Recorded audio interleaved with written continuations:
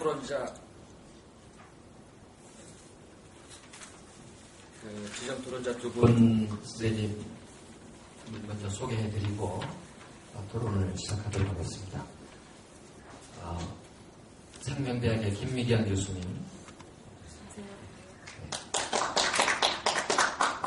그리고 국민대학의 김환석 교수님, 사회를 맡은 저는 이제 충남대학의 강건국입니다.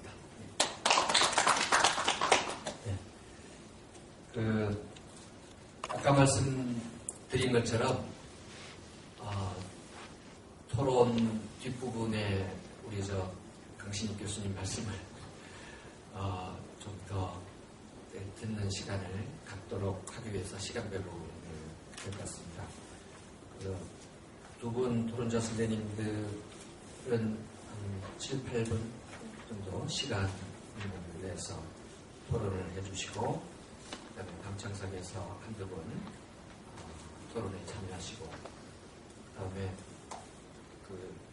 강 교수님과 정 교수님께서 말씀을 해주시겠지만, 특히 강 교수님은 좀 이제 순서가 뒤바뀌어서 송구스럽습니다만 좀 아까 말씀 미처 못하신 부분을 말씀을 주시면 고맙겠습니다. 그럼 먼저 김미경 교수님께서 토론하시겠습니다. 안녕하세요. 저는 상명대 행정학과에 재직하고 있는 김미경입니다.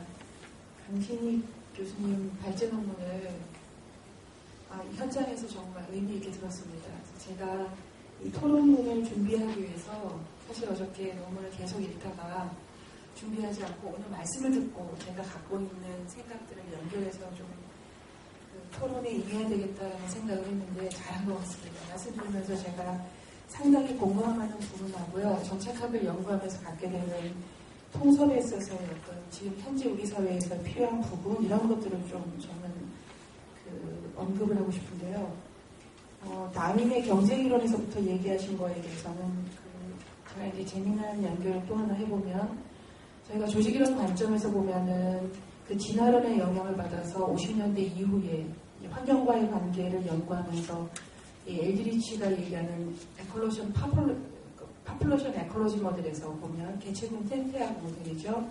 여기서 보면 많은 그 조직군들이 외부로부터 닥쳐오는 이 변이를 맞이하면서요. 이 버라이어션을 어떻게 선택해서 살아남을까를 고민하는 실렉션 단계를 거쳐서 최종적으로 살아남은 조직들은 유지를 하게 되는 리텐션 상태를 맞이한다고 얘기를 하면서 이 3단계를 거쳐서 조직군들이 이 사회 안에서 이제 존재할 거라는 그런 이론을 얘기를 했는데요. 이 이론하고 다윈하고의 차이점을 보면 다윈은 언오가니제이션이라고 하는 한 단위에 대한 연구를 통해서 경쟁하느냐 안 하는, 존재하느냐 안 하느냐를 봤다면 엘드리치 관점에서 보게 되면 이거는 이 집단 개념으로 와서 이 영향이 올 때 한 단위에만 영향이 미치는 게 아니라 조직군 전체에 영향을 미쳐서 그 안에서 살아남느냐 안 남느냐의 문제로 이제 그 연구 대상 자체가 달리 전개된다는 건데, 저는 이게 굉장히 중요한 또 통섭에 있어서의 통섭적 적용을 해서 문제를 풀 수 있는데 굉장히 중요한 전제가 된다고 생각되는 것이 뭐냐면, 저는 뭔가 이론의 결합과 아이디어의 결합이 일어나려면 이 장소가 존재돼야 되고, 이 장소 안에서 그 아이디어를 생생해내는 단위, 개체들의 어떤 생존권이 존재되지 않으면 이 통섭 자체가 이루어질 수 없다라고 보기 때문에 이 조직군 단위에서 이 존재가 가능한 상황이 사회 안에 마련되는 것, 이게 굉장히 중요하다고 보고요. 저는 이거를 생태계라고 우리가 부르는 게 아닌가라는 생각을 하면서, 이 생태계가 그러면 각 사회의 존재가 돼서 통섭적 상황이 되기 위해서는 우리 사회에 또 어떤 고민이 필요한가에 대한 그런 주의를 해야 된다는 생각이 들고요. 이제 그거와 관련해서 이제 조금 말씀을 드리면, 자본주의 사점령이 된다는 것은 우리 사회가 갖고 있는 그 문제의 심각성이 굉장히 사악해지고 풀기 어려운 위키드한 상황이 전제된다는 건데, 이 풀기 어려운 문제라고 하는 것은 많이 얽혀 있어서 복잡하기 때문에 문제를 풀기 어렵다는 면도 있고요. 관련자가 너무 많기 때문에 합의를 끌어내기 어려워서 풀기 어렵다는 여러 가지 면이 문제가 되기 때문에, 저는 사회의 어떤 그 심화와 발전 과정에서 문제의 질이 고도화되기 때문에 통섭 연구가 필요한 측면이 자연스럽게 따라와졌다는 생각이 들어서 통섭적 연구의 배경을 의지적인 선택보다는 결정적인 상황에서 우리 사회가 이 연구 방법을 받아들여야 되는 게 아니냐라는 그런 관점에서 통섭 연구를 보고 있는데요. 이 그 간단한 사례로 캐나다의 경우를 제가 이제 작년에 읽은 그 위키노믹스라는 책에서 이제 보게 된 건 이 그 맥유엔이라고 하는 사람이 이제 회장으로 있는 조그마한 광산이에요. 골드코프라는 이름을 가지고 있는 회사인데 이 회사가 이 채굴이 안 되니까 거의 망할 지경에 이르게 됩니다. 그래서 이제 그 방법을 타결하기 위해서 투자 전문가인 맥유엔은 그 산에 보유하고 있는 지질 전문가들에게 1인당 1천만 달러씩을 줘가지고요. 본인이 가지고 있는 정보 기술과 전문 지식을 활용해서 산맥 안에 금이 어디에 묻혀져 있을지를 찾아오게 하죠. 그래서 그리고 이제 몇 주일 뒤에 이 지질학자들은 자기가 가지고 있는 자기의 정보를 활용해서 실제적으로 금이 매장되어 있을 지역을 찾아옵니다. 그런데 그 지역이 구체적으로 정확하게 파악이 안 됐기 때문에 채굴 작업을 벌이지만 성공하지는 못해요. 그래서 회사는 더 어려운 상황에 처하게 되고 그 상황에서 이 맥유엔이라고 하는 사람은 다른 생각을 하게 되는데 1948년부터 그 회사가 보유하고 있는 그 수많은 지질 관련 정보 그 다음에 채굴에 관계된 광산의 주요 기술들을 전부 홈페이지를 통해서 개방을 시키게 되는 거죠. 이제 여기서 이제 갈등이 진행이 되죠. 내부에 있는 지질학자들이나 전문 채굴업자들은 우리 회사의 보유 기술을 내놓을 수 없다고 얘기를 하고 이 회장은 우리가 풀 수 없다면 이 정보를 가지고 외부에서 누군가 풀 거라고 생각을 하고 이 정보를 전부 공개를 하게 됩니다. 그러면서 이제 이 컨테스트를 열고요. 상금을 걸어가지고 이 정보를 활용해서 산맥 안에 이 금이 어디에 매장되어 있는지를 찾게 하는데 외부로부터 110곳이 추천이 됩니다. 그리고 실제 110곳에 대한 탐사를 하게 되는데 외부와의 협업 과정에서 한 반 정도가 실제 채굴에 성공을 하면서 1억 달러에서 90억 달러로 생산량이 증가가 되면서 이 회사는 회생하게 되죠. 그래서 이제 이 사례에서 이제 우리가 보는 게 아까 그 교수님이 얘기하신 마지막 결론에서 새로운 문제 해결 방식을 가져오라는 건데요. 기존의 조직 내에서 갖고 있지 못했던 문제풀이 방식을 외부와의 협업으로 새로운 아이디어를 가지고 생각을 교환해서 실제 이 회사의 문제를 푸는 그 사례로 이제 이게 접근이 되는데 여기서 보여주는 거는 생태계가 존재한다는 거죠. 그게 개인이건 아니면 다른 연구소건 아니면 어떤 포럼이 됐건 아니면 어떤 기업이 됐건 다양한 생태계가 존재하고 관련 지식들이 생성되고 있기 때문에 이 골드코프의 문제를 해결하는데 이 생태계가 집단지성으로 움직였다는 얘기여서 저는 그 사회의 통섭적 연구를 통해서 고질의 문제를 풀기 위해서는 다원화되고 다양성된 집단지성이 아주 그 활발하게 움직여야 된다는 그런 생각이 들고요. 그러기 위해서는 우리 사회가 이 생태계를 보존하고 확장하기 위해서 또 다른 어떤 노력을 해야 되지 않는가라는 것을 정책적인 시사점으로 저는 좀 던져주고 싶고요. 그 다음에 생태계 부분이 활동 부분인데요. 지식의 경우에도 독점과 가정과 그 다음에 이제 종속되거나 강제되거나 아니면 스스로 그 자기 주장 부분을 그 약화시키거나 다양한 형태가 일어날 수 있는데 이 각각의 지식들이 의미를 가지고 생존할 수 있는 이제 그런 상황이 되기 위해서는 교육과정, 그러니까 아까 한 사람의 어떤 그 역량이나 역할이 만들어지는 과정에서 우리가 그 사람은 그랬기 때문에 그런 역량을 보일 수 있는 것과 그 사람에게 투여된 교육과정과 환경이 달랐기 때문에 그 역할을 할 수 있다라고 하는 그런 상황론과 의존론의 관점을 거기도 또 대입을 해보면 저는 지식을 생성하는 주체들에 대한 그 교육과정, 그러니까 그 자기의 어떤 상상력과 지식들을 사회에 표출하면서 다원화된 존재로 살아갈 수 있도록 국가가 정책적으로 뭔가 교육과정에 그런 것들을 투입해 주어야만 이 통섭 연구가 가능해서 사회의 어려운 문제들을 풀게 해주는 그런 그 지식 생태계가 마련이 될 거다라는 그런 얘기를 하고 싶고요.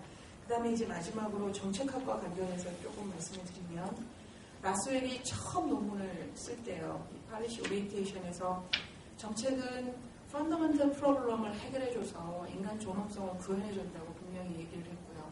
그런 측면에서 보면 그 어려운 라스웰이 언급했던 존엄성에 관계된 문제들은 영역이 다 다르지 않습니까? 뭐 기아라든지 아니면 전쟁이라든지 이런 영역 자체가 다르기 때문에 이런 것들을 다 해결해줘서 인간의 존엄성을 확보해주려면 문제 간의 연결이 될 수밖에 없는 거죠. 그러니까 물론 그래서 문제지향성이라는 언급을 하기도 했지만 그와 함께 그 논문에서 라스웰이 언급하고 있는 그 맥락의 지향이라고 하는 거예요. 시간의 맥락, 장소의 맥락, 여기에 그 학제간 연구를 그 언급을 하면서 이미 정책학은 통속으로부터 출발한 게 아닌가라는 그런 사고를 전제하고 있다라는 그런 생각을 해보고요. 여기에서 이제 제가 가치와 사실 부분을 강 교수님께서도 말씀을 하셨고 저는 전적으로 이 가치에 대한 탐색을 통해서 사실이 전환되는 것이 과학의 진화라는 것을 정책학을 연구하는 사람으로서 정말 풀리 동의하는 그런 바인데요. 그럼 이 가치 탐색에 대한 이 활발성 이런 것들을 어떻게 그 육성을 해서 그 정책적 연구의 심화라든지 아니면 통섭의 가능성을 더 풀어줄 것인가에 대한 그런 얘기를 또 해볼 수가 있는데요. 그 사무엘슨의 그 경제학 그 68년도 책에 보면 사람들이 찾을 거라고 얘기하거든요.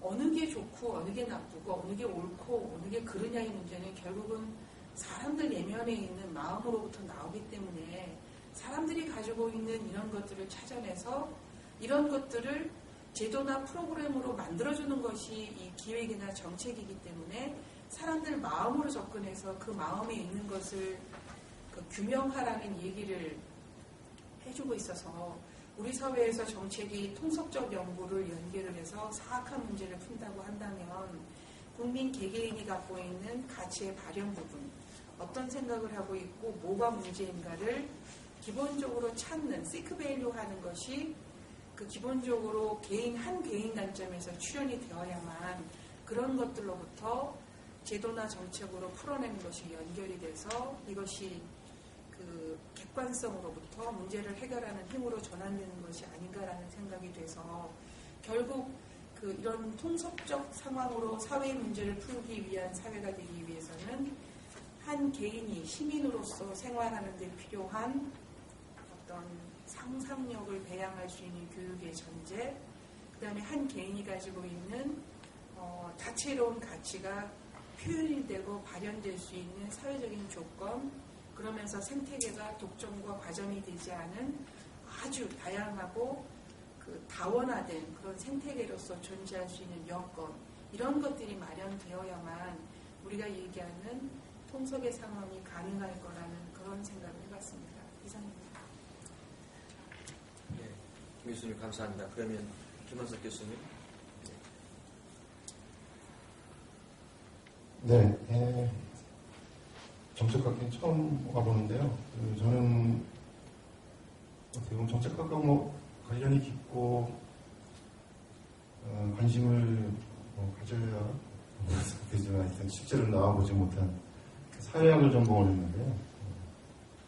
사회학 중에 이제 사회학 중에 좀 특별한 분야가 이제 과학기술 사회학이라는 분야가 있습니다. 그쪽이 전공이고, 그쪽은 사회학 중에서는 좀 정책하고 과학기술 정책과 관련이 많고 또 함의가 많은데, 실제로는 그렇게 많은 또 대화나 소통이 있는 것 같지는 않습니다. 이런 기회에 이런 대화나 소통을 할 수 있는 어떤 계기가 마련됐으면 바람이고요. 두 분 발표를 들었고요. 각각에 대해서 그냥 토론일까요? 하여튼 생각나는 거 또는 제안 이런 걸 간단하게 좀 말씀드렸습니다. 강신익 교수님은 제가 이전 기회에도 많이 접해보고 또 여러 저서를 통해서 많이 제가 또 감명도 받고 풍부한 어떤 생각을 하신, 오늘도 이제 인복학 학문에 대한 생각, 그리고 특히 첨보한 그런 이제 사회생물학에 대한 어떤 새로운 비판적 어떤 재구성 이런 작품을 제시해 주시는 것 같습니다. 몇 가지 그냥 질문과 제안을 말씀드리면, 전체적으로 저는 공감을 하고요.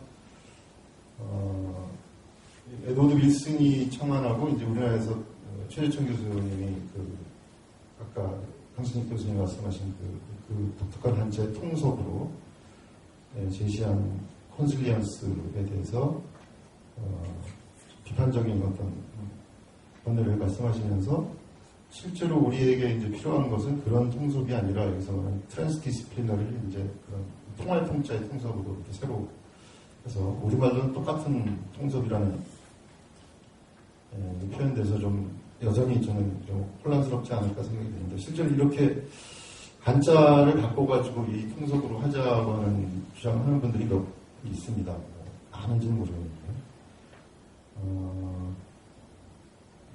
아이디어에는 저는 공감하는데, 통섭이란, 만약에 정말 에드워드 윌슨이나, 우리나라 최지영 교수님이 말씀하신 어떤 생물학이 어떤 전체 학문을 갖다 이렇게 통합하는 형태의 통섭이 정말 문제가 있다면, 그게 생물학적 결정론이건, 제국주의건, 생물학적 환원론, 이런 비판을 받고 있다면, 좀 혼란을 피해서라도, 글쎄, 그거를 우리말로도 그런 한자만 바꿔서 통섭이란 말을 쓰는 것이 과연 효과 면에서 볼 적에 좀 좋은가에 대해서 조금 더 저는 좀 의문을 갖고 있습니다. 그래서 저도 이제 고민을 한 결과, 저도 뭐 자연과학과 인문사회과학의 간의 어떤 뭐 소통이나 또는 더 나아가서 이제 융합 이런 것들을 적극적으로 저 나름대로 옹호하고 주장해오던 입장이어서 굳이 통섭이란 말보다는 다른 말이 어떨까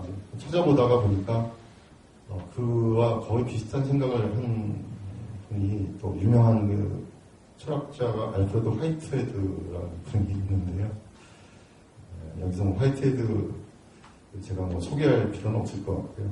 화이트헤드가 얘기했던 개념 가운데 콘크레선스라는 개념이 있어요. 이것도 굉장히 유명한 개념이고 최근에 사회과학에서도 많이 그거를 이제 사회과학적으로 번역을 해가지고 하는데 우리말로는 합생이라고 번역이 되더라고요. 그래서 한번 통섭이라는 말보다는 합생이라는 말로 한번 그 같은 생각, 자연과학과 인문사회과학과의 어떤 소통에서 융합, 합생이라는 말로 표현을 해보면 어떨까 하는 대안을 한번 좀 제시를 해본 적이 있습니다. 그런 뭐 일종의 제안경 코멘트를 드리고요. 사회생물학이 아니라 뭔가 진정한 의미의 어떤 그 소통과 융합, 생물학과 어떤 인문사회과학 간의 어떤 그런 새로운 학문, 트랜스디시플린에 대한 학문을 강신익 교수님은 최근에 논문을 통해서 생명인문학이라고 표현을 하시는 것 같습니다. 바이오 휴머니티즈. 거의 사실 취지는 같은데 제가 이렇게 찾아보니까 영국 개방대학교 같은 데서는 휴먼 사이언스라고 또 표현을 하거든요. 인간과학이라고. 거기에 보면은 생물학과 인문학, 사회과학이 다 들어와 있어요. 그 학과 안에. 그래서 어떻게 실제로 교육 텍스트와 교육 과정이 이루어지는지 제가 상당히 궁금한데, 하여튼 그 과에서는 강식익 선생님이 생각하시는 이미 생명 인문학을 지향하고 그런 것들을 갖다 이제 학생들을 교육을 시키고 있는 것 같습니다. 저는 최근에 거의 비슷한 생각인데요. 좀 더 사회과학적일지는 모르지만 거의 비슷한 생각을 바이오폴리틱스, 생명정치라는 또는 생명정치학이라는 것으로 제안을 하고 있습니다. 생명정치는 원래 이제 푸코가 유명하게 만든 개념인데 이게 생물학적인 것과 정치적인 것의 어떤 그런 융합이라고 할까요? 이런 것들을 갖다 이제 실제 인간의 어떤 질병, 건강, 특히 의료 관련된 거 관련해서 거기서 작용하는 어떤 지식과 권력의 융합체, 이런 것들을 표현하는 어떤, 최근에 서구에서 굉장히 생명공학에 따라서 어떤 생기는 사회 문화적, 어떤 경제적 변화들을 생명정치라는 개념으로 포착해내면서 실제 많은 사회과학, 말해도 우리나라로 치면 연구사업단이죠. 연구사업단이 여러 개가 영국을 필두로 해서 유럽에 여러 개 뿌려지고 미국에 있고 그런 센터들이 만들어지는 것 같습니다. 생명정치에 관한 연구센터들이죠. 저도 우리나라의 그런 생명정치 연구센터가 필요하다고 생각해서 그런 것들을 이제 준비를 하고 있는데요. 고려대 이 사업단을 제가 처음 알았는데요. 아마 거의 뭐 제가 생각하는 그런 방향이나 취지와 비슷한 것 같습니다. 상명 정치에 관한 어떤 서구의 문헌들을 찾아보시면 굉장히 지금 올해 이 BK 사업단에 필요한 연구들을 이미 많이 해놓은 것을 발견할 수 있으니까 참고를 해주시기 바라고요. 강신희 선생님이 말씀하시는 것 가운데 이제 뭐 이미 다 알고 계실 텐데 하나 좀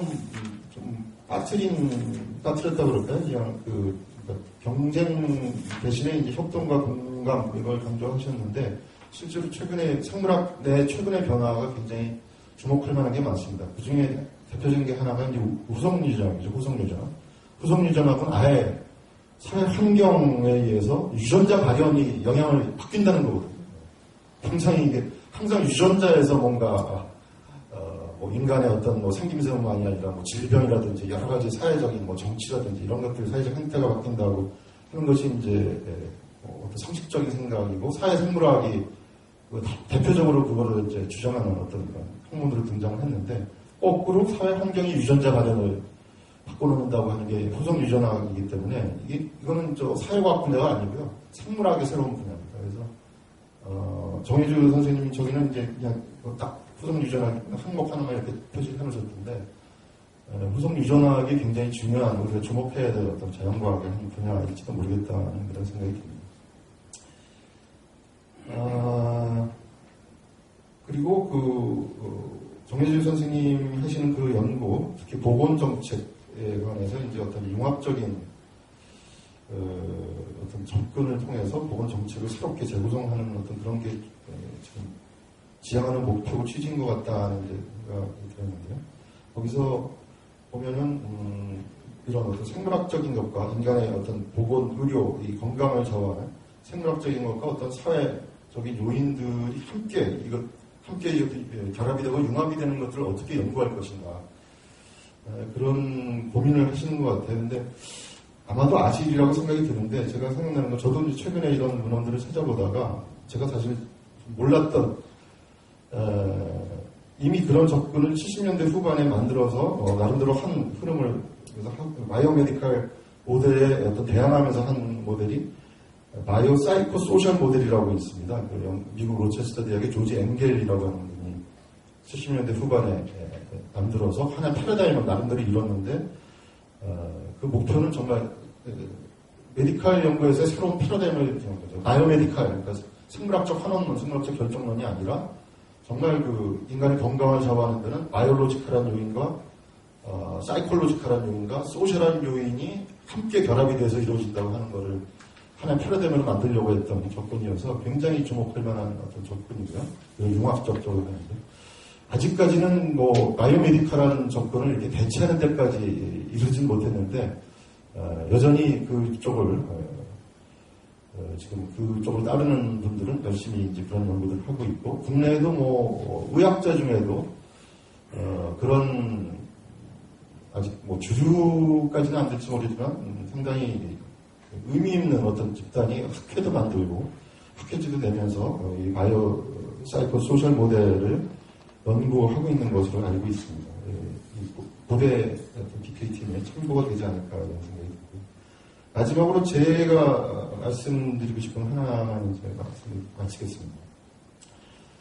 이런 그 융합적인 연구들을 어떤 지향하는 데는 문제가 어디에 있었는가를 좀 먼저 짚는 것이 필요하지 않을까 싶은데 그건 뭐냐면 우리 전제의 학문 체계를 들여다보고 왜 융합이 안 되는가, 힘든가, 뭐 이런 것들을 갖다 우리가 좀 살펴봐야 되는데, 예컨대 뭐 고려대 팀 융합 연구를 위해서 참여 연구진이 세 전공이잖아요. 그러니까 다 좋은데 보건정책관리, 역학 유해관리, 보건생명과학, 이 사회과학과 자연과학이 다 이 연구진에 들어와 있는데 굉장히 이상적이고 좋습니다. 근데 제 경험으로는 연구진은 그렇게 짜도 거기서 정말 의미 있는 소통이 이루어지고 정말 융합적인 지식이 나타날까? 이게 문제죠. 그래서 발표에도 항상 융합적 프로젝트라고 하는데 실제 보면은 각자 자기가 알고 있는 접근대로 그냥 논문 써가지고 그냥 한 대 묶어서 내는 정도. 이런 게 우리나라의 기존의 뭐 학자적이건 뭐 지금의 융합 연구가 그 수준에 머물러 있는 것 같습니다. 그러니까 그만큼 어렵다는 거죠. 실제로 융합적인 지식을 우리가 만들어내고 의미 있는 소통을 통해서 만들어내고 그것들을 정말 한 현상을 분석하고 하는데 함께 협동적인 지식을 만들어낸다는 건 그만큼 쉽지 않다는 건데요. 왜 이렇게 됐을까? 왜 이렇게 어려울까? 이제 그런 것들을 보려면 지금의 학문 체계에서부터 그게 어디서부터 시작돼가지고 왜 이제 문제가 왔나?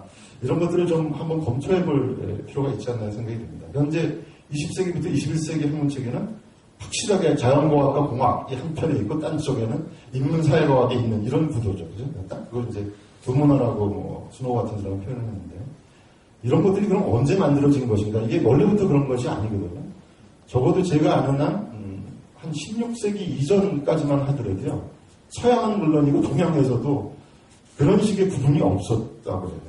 한 융합적인 인간은 자연의 일부분으로도 생각이 되고 됐고 하나의 학문이죠. 인간이건 뭐 다른 인간이 아닌 뭐 비인간 생물이건. 그러니까 이 자연 인간 대 비인간, 자연 대 사회 구분 이런 게 없었다는 거죠. 사실 그 이전에는. 그래서 그런 것들을 서구에서는 그런 것들을 다루는 옹땅 이게 융합돼 그러니까 그 전에 이제 아예 하나의 적으로 대상으로 다뤘기 때문에 인간이건 나머지건 그걸 공부하는 학문이 철학이었죠. 필로소피가 이제 그런 걸 했는데. 근데 거기서부터 16, 17세기에 자연과학의 혁명이 서구에서 일어나면서 자연 철학, 원래는 그때는 자연 철학이라고 불렸는데 철학의 한 분야였죠. 그러다가 나중에 이제 그게 자연 과학으로 돼버린 떨어져 나온 거예요. 철학에서부터 이게 자연과학이 떨어져 나온 거예요. 그 다음에 자연과학에서부터 이제 그걸 실제 기술에 응용한 공학이 이제 19세기 말 20세기에 태어났고. 그러니까 이 철학, 원래 철학이었던 데서 자연과학이 떨어져 나오니까 나머지 분야는 지금의 그냥 철학인데 오늘날 인문학으로 불리는 뭐 이렇게 돼버린 거죠. 그래서 18세기 이듬이 되면서 과학 대 인문학, 뭐 대학의 학제도 그렇게 이렇게 두 문화식으로 이렇게 갈리게 된 거예요.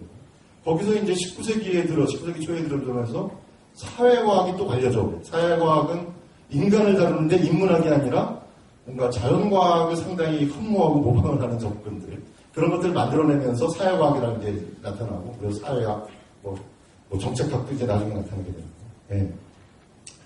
근데 사회과학은 19세기에 나타나서 20세기까지 굉장히 어떻게 보면 자연과학이나 인문학에 비해서 짧은 역사지만 굉장히 지금 등치는 더 클만치 이렇게 성황을 이뤄왔는데 사회과학 자체가 학제나 이런 걸 학문의 성격으로 보면 자연과학과 인문학의 중간에 껴있어요. 그죠? 껴있어요. 근데 이 사회과학 자체가 통합적이지 않고 지금 가만히 보면 방법론이나 이런 걸 보면 찢겨져 있어요. 자연과학을 지향하는 사회과학이 있고요. 되게 방법론을 사용해서 이 사람들이 양적 방법론을 사용합니다. 근데 인문학을 지향하는 또 사회과학자들도 있죠. 이분들은 되게 직접 방법론을 사용합니다. 그러니까 사회과학 자체는 과학과 인문학 이 두 문화의 중간에 끼어 있으면서 이 찢겨져 있는 분열된 학문이죠. 그죠? 제가 공부하는 사회학당과 마찬가지고요. 그래서 지금의 학문의 어떤 그런 체계라는 것이 바로 이런 역사를 지니고 이렇게 찢겨져 온 것이거든요. 근데 그 원인은 원래 하나의 이 철학의 대상은 하나였는데 거기서 여기에 우리가 이 세계에 존재하는 것들이 자연하고 인간이라고 하는 것은 굉장히 다르다고 하는 질적으로 다르다고 하는 인식, 존재론이 생겨나기 때문이거든요. 그게 17세기에 여러 철학자들이 그런 것들을 만들어낸 거예요. 데카르트 이후에 그다음 18세기들은 칸트 이런 사람들이 그런 이분법적인 이런 이원적인 존재론을 만들어내면서 자연을 연구하는 학문과 지식은 따로 있고 인간을 연구하는 지식과 따로 있고 이런 식으로 나눠지는 것이거든요. 근데 그게 사실은 지금 우리가 반성을 해봐야 된다는 거예요. 제가 말씀드립니다. 과연 그런 것이냐. 이 세계가 정말 인간 대 나머지는 비인간 또는 자연으로 이렇게 구분될 수 있는 완전히 다른, 질적으로 다른 이런 이원적인 존재들로 세상이 구성되어 있는 것이냐. 그만큼 다른 것이냐. 상당히 의문입니다. 이런 이분법으로 세상을 나누는 이원적인 존재론에 대한 반성이 없는 한 이 각각에 대한 지식이 따로 필요하다는 게 계속 그런 게 주장이 먹힐 것이고 그럼 지금의 찢겨진 이런 학문 체계들은 극복하기가 굉장히 어려울 거다. 그러니까 우리가 융합을 지향하지만 융합에 걸맞는 그 학문의 대상이 되는 대상 자체가 우리가 나눠져 있다고 보면 질적으로 다른 것이 다르고 다른 학문이 필요하다. 이런 게 자연스럽게 나온다는 거죠. 그래서 융합적 학문을 지향하려면은 한번 우리가 연구 대상으로 삼는 아까 이제 인간의 건강 같은 게 가장 대표적인 거예요. 건강이라는 게 거기서 딱 인간의 몸은 생물학적인 존재고 인간의 정식은 뭐 이렇게 인문학적인 존재고 이렇게 나눌 수 있냐는 거죠. 사실은 이게 융합적인 건데. 그러니까 지금의 그 자연과학, 인문사회학이 나눠진 이 존재론부터 우리가 한번 깊게 반성을 하고 뭔가 존재론부터 재구성을 해야 거기에 걸맞는 새로운 융합적 학문이 진정으로 탄생할 수 있을 거다 하는 것이 제 개인적인 견해고 그런 제안을 드리면서 마치겠습니다. 예.